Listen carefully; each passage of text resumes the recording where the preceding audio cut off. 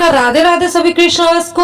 अविश्वास में आपका स्वागत है और अविश्वास के सभी वीडियोस को देखने के लिए, कानूनन से रिलेटेड सभी वीडियो को देखने के लिए सब्सक्राइब कीजिए अविश्वास और बेल बटन दबाना ना भूलें। नमस्कार, राधे राधे सभी कृष्णवश को। तो आज मैं शेयर करने जा रही हूँ मेरे कन्नू के बर्थडे के जो सेलिब्रेशन की कुछ झलकियाँ, जो कि 2 वीडियोस में आपको मिलेंगी। यह है पार्ट फर्स्ट और पार्ट 2 देखना आप बिल्कुल ना भूलें। तो ये आपने देखे मेरे कन्नू का श्रृंगार और ये है मेरे कन्नू के बर्थडे का सिंपल एंड सोबर और प्यारा सा डेकोरेशन। तो मैंने क्रिसमस का डेकोरेशन अभी इसलिए नहीं निकाला था क्योंकि हम क्रिसमस भी सेलिब्रेट करते हैं। हम साल के सभी त्यौहार ऑलमोस्ट शेयर करते हैं, सभी सेलिब्रेशन और मनाते हैं। इसी के साथ साथ जो ये 1 जनवरी तक सब कुछ रहता ही है। तो कन्नू नन्नू को मैंने सजा करके बिठा दिया था, लेकिन वो बात का है। तो सुबह हमने क्या किया है मैं ये बताती हूँ। तो हम काफ़ी 2-3 दिन पहले से तैयारियां कर रहे थे। तो वो चंचल जो कैप बना रही थी, सारी बर्थडे कैप्स, और ये सबके लिए रिटर्न गिफ्ट में जो ड्रेसेस जानी थी, ये वो है जो कि हमने पहले से बना के रख ली, सभी लड्डुओं के साइज़ की, जो भी लड्डू बाबू आने थे सभी के। तो समथिंग 17 होने थे कन्नू नन्नू को मिलाकर, बट एक किसी कारणवश नहीं आ पाए, कोई बात नहीं। लेकिन 16 थे फिर भी कन्नू नन्नू को मिला करके। तो ये एक ड्रेस रेड में बना था क्योंकि काफ़ी बड़े लड्डू थे जो आने वाले थे, बट वो कीर्तन में चले गए थे तो वो नहीं आ पाए। तो हमने कुछ थोड़ी सी ये जो तैयारियां की मैं आप सभी के साथ शेयर कर रही हूँ। और ये छोटी छोटी सी डिब्बिया में लेके आई थी, मुझे बहुत अच्छी लगी थी। रिटर्न गिफ्ट में जो ड्रेसेस थी वो तो देनी ही थी बाबू को। उसके बाद भी मैं ये लेकर के आई छोटी छोटी सी जो डिब्बिया में लेने तो गई थी, भोज थाल जो होता है, भोजन थाल, ताकि जो भी बाबू आए वो नए बर्तनों में खाना खाएं। और ये भी एक रिटर्न गिफ्ट हो जाए, प्यारी सी थाल। मैं नहीं चाहती कि पैसे बचाएं, अच्छे से अच्छा करना चाहिए। और वो डिब्बियाँ और ये सारा भोग है जो सूखा भोग है, क्योंकि भोग तो मैं 21 करने वाली थी, लेकिन 21 से ऊपर ही हो गया था सारा भोग। तो ये सब भोग है, लड्डू है, चॉकलेट है, नमकीन है, बिस्किट है, फ्रूट है, रेवड़ियाँ हैं देसी घी की। तो देसी घी की मिठाइयाँ मैं लेके आई थी और चूरमा भी मैंने देसी घी में बनाया।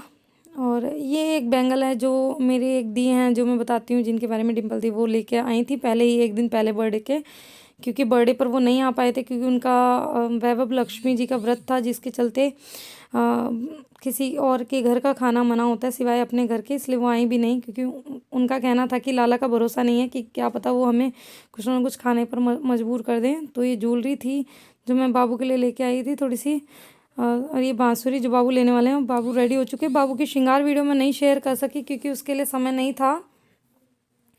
तो मैंने सोचा कि चलो आपको ऐसे ही दिखा देते हैं, क्योंकि अगर श्रृंगार वीडियो वगैरह शेयर करती तो इतने वीडियोस बनाने के लिए ना टाइम था ना कुछ, क्योंकि काम बहुत ज़्यादा था। तो वहाँ बाबू को मैंने तैयार करके बिठा दिया था। मुकुट नहीं लगाए थे क्योंकि इनका जो चंदन था वो गीला था। तो मैंने इनको नमकीन का भोग लगा दिया था, क्योंकि जब नहीं बन पाता है तो मैं कई बार सूखा भोग भी लगा देती हूँ। और यहाँ पर मैं निशु की हेल्प से थोड़ा मोड़ा काम कर रही हूँ। निशु को कुकिंग नहीं आती, लेकिन फिर भी हेल्प कराने के लिए आई थी, क्योंकि ये हमारे बिल्कुल नेबर्स हैं, पड़ोसी में रहते हैं। तो जो वो कर पा रही थी, जैसे पटाटो पील करना, कुछ चीज़ें चलाना, वैसे कर रही थी। और मैं यहाँ पर बनाने जा रही हूँ पालक की पकौड़ियाँ, जो कि मैंने पहले से चॉप करके रख लिया था। तो हमने पालक की पकौड़ी की थी और आलू की पकौड़ी की थी और पालक की पकौड़ी वाली कड़ी की थी, चावल, पूरी, चूरमा, हलवा, माखन मिश्री, और जो भी सूखा भोग अभी सारा मैंने आपको बताया। करते कराते 21 भोग से ऊपर हो गया था सारा भोग। मैं और भी बनाने जा रही थी, बट फिर निशु ने कहा कि भाभी वैसे ही ये 21 से ऊपर हो चुका है, आप कितना बनाएंगे। तो मैंने फिर सोचा कि चलो रहने देते हैं। बाकी हमारे बाबू तो ऐसे हैं ही कि 56 सोचती हूँ तो 62 लगवाते हैं, कुछ कभी 101 लगवाते हैं। मतलब इनका तो लीला ही अलग है, मैं क्या ही बोलूँ। जो इनको कराना होता है सोचो क्या, और ये हमेशा उससे ज़्यादा ही कराते हैं। शायद ये मेरी मेहनत को देख के ज़्यादा ही खुश हो जाते हैं और मेहनत कराने के लिए तैयार हो जाते हैं। बट कोई नहीं, मुझे अच्छा लगता है जब मेरे बाबू की खुशियाँ हम सेलिब्रेट करते हैं, और मैं उस चीज़ में थकान भी फ़ील नहीं करती। तो मैं पूरे घर की साफ़ सफाई वगैरह करके, नहा करके, कन्नू नन्नू को रेडी करके सीधा ही किचन में लग गई थी। और चंचल भी आई हुई थी। मॉर्निंग से दोपहर तक चंचल कुछ काम पेंडिंग रह गए थे प्रिपरेशन के, वो करवाने के लिए। फिर निशु आई थी जो कि कुकिंग में हेल्प कराने के लिए, जितना भाई आया, लेकिन हाँ कराया दोनों ने हेल्प। और देखा जाए तो सभी ने हेल्प कराया। लेकिन अभी फ़िलहाल जो इस टाइम के लिए था, अभी मैं आपको चलते चलते वीडियोस में सेकंड पार्ट तक मैं सारी स्टोरी बताऊंगी कि कन्नू नन्नू क्या लीलाएं करते हैं। बहुत ही हंसी आती है इनकी लीलाओं के ऊपर, जो सोच भी नहीं सकते वो चीज़ें ये कर देते हैं, और फिर खुशी तो होती है और हंसी भी आती है। तो मैं यहाँ पे बेसन मेल्ट कर रही हूँ पकौड़ियाँ उतारने के लिए, और हम जल्दी जल्दी कुकिंग में लग गए हैं, ताकि 7:30 बजे हमने इवनिंग का टाइम रखा था बर्थडे सेलिब्रेशन के लिए, क्योंकि 7:30 बुलाए तो 8 साढ़े 8 तक तो सब लोग आ ही पाते हैं, इसलिए मैंने 7:30 ही रखा। और मैं चाहती थी कि जब तक सब लोग आएँ, जब तक मैं रेडी रहूँ और हमारा काम भी सारा रेडी रहे, ताकि मैं सभी बाबू का वेलकम कर सकूँ, अच्छे से सभी गेस्ट का वेलकम कर सकूं। मैं नहीं चाहती कि किसी भी काम को देर हो, मुझे टाइम पर ही सब पसंद है। तो ऑलमोस्ट मैंने सब डन किया था, बस मैंने पूरी नहीं उतारा, जिसके लिए मैंने इसलिए रहने दिया क्योंकि ठंडी का टाइम है, पूरियाँ पहले ही उतार के रख देते तो ठंडी हो जाती। बाकी सब तो इतना गर्म रहता, क्योंकि सब्ज़ी थी, मटर पनीर की सब्ज़ी थी, पूरी थी, पुए थे, काफ़ी कुछ था। मतलब मैं आपको क्या ही बताऊँ, आलू की पकौड़ी थी, काफ़ी कुछ डिशेस थी। मैंने बताया जैसे कि 21 से ऊपर था सब कुछ, मे बी 25 हो सकता है या कितना पता नहीं, पंचमेवा वगैरह काफ़ी कुछ था।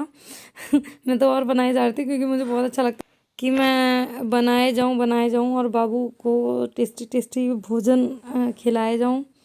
वैसे तो हमेशा ही बाबू कुछ ना कुछ अच्छा अच्छा बनवा के खाते रहते हैं, क्योंकि खाने के हमारे घर में सभी शौकीन हैं, चाहे वो बाबू हों, चाहे मेरी बेटी हो, चाहे इनके डैडा हों, सभी। तो हम जल्दी जल्दी खाने पीने को रेडी कर ले रहे हैं।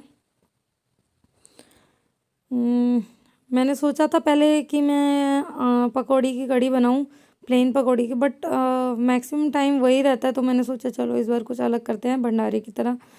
मैंने काफ़ी देखा है भंडारे में पालक की पकौड़ी की कढ़ियाँ होती हैं, तो मैंने सोचा पालक की पकौड़ी भी बना देंगे और पालक की पकौड़ी की कढ़ी भी बना देंगे, तो इस तरीके से दो हो जाएगा। थोड़ा किचन भी थोड़ा मोड़ा ऐसे ही हो जाता है जब काम करते हैं, तो थोड़ा सा रफ रफ सा सब कुछ, क्योंकि बर्तन भी बहुत हो रहे थे। तो मैंने शाम तक, मतलब जब तक पूरा डन हुआ, जब तक मैंने पूरा किचन में बर्तन वगैरह सारे साफ़ कर दिए थे, जो भी हमने खाना वाना बनाया था, जो भी यहाँ वहाँ हो रहे थे, तो मैंने बर्तन पूरा साफ़ करके अच्छे से सब कुछ काम ख़त्म कर लिया था।